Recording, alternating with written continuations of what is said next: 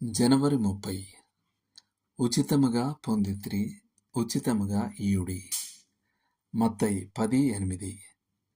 ప్రపంచంలోని గొప్ప వయలిన్ విద్వాంసులలో ఒకరైన ఫ్రిట్జ్ క్రైస్లర్ ఇలా అన్నారు: నేను నా వ్యవస్థలోనే సంగీతంతో పుట్టాను. నాకు అక్షరాలు తెలియకముందే నేను సంగీత స్వరాలను సహజంగానే తెలుసుకున్నాను. అది దైవిక వరం. నేను దానిని సంపాదించుకోలేదు. కాబట్టి ఆ సంగీతానికి నేను కృతజ్ఞతకు కూడా అర్హుడను కాను. సంగీతం అమ్మబడడానికి వీలు లేనంత పవిత్రమైనది. మరియు ఈనాడు సంగీత ప్రముఖులు వసూలు చేసే అన్యాయమైన ధరలు నిజంగా సమాజానికి వ్యతిరేకంగా చేసే నేరం. ఇవి క్రైస్తవ సేవలో ఉన్న ప్రతి ఒక్కరి హృదయానికి హత్తుకోవలసిన మాటలు. క్రైస్తవ పరిచర్య అనేది పొందడం కాదు, ఇవ్వడం. ప్రశ్న దీనిలో నాకేమిటి అని కాదు, కానీ అత్యధికులతో నేను ఈ సందేశాన్ని ఉత్తమంగా ఎలా పంచుకోగలను అని.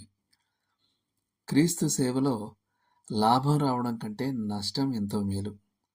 పనివాడు తన జీతమునకు పాత్రుడు. లూకా 10:7. మరియు సువార్త ప్రకటించువారు సువార్త వలన జీవింపవలెను అనేది నిజమే.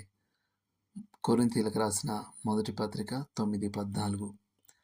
కానీ ఇది ఒక వ్యక్తి తన వరమునకు వెలకట్టడాన్ని సమర్థించదు. పాటల వాడకానికి అధిక మొత్తంలో రాయల్టీలను వసూలు చేయడాన్ని ఇది సమర్థించదు. ప్రసంగించడానికి లేదా పాడడానికి మనస్సాక్షికి విరుద్ధమైన రుసుములను వసూలు చేయడాన్ని ఇది సమర్థించదు. సీయోను అను గారడివాడు ఇతరులపై పరిశుద్ధాత్మను ప్రసాదించే శక్తిని కొనాలని కోరుకున్నాడు.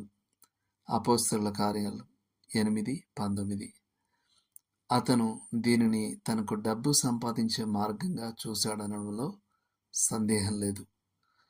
అతని చర్య ద్వారా మతపరమైన ఆధిక్యతలను కొనడం లేదా అమ్మడాన్ని వర్ణించడానికి అతను మన భాషకు తన పేరునిచ్చాడు.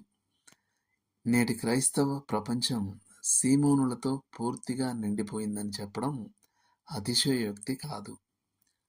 క్రైస్తవ సేవ అని పిలువబడే దాని నుండి రూపాయి ఎలాగైనా తొలగించగలిగితే దానిలో అధిక భాగం వెంటనే ఆగిపోతుంది. అయితే ప్రభు యొక్క నమ్మకమైన సేవకులు కొందరు తమ చివరి శక్తి బిందువు ఖర్చయ్యే వరకు ముందుకు సాగుతూనే ఉంటారు.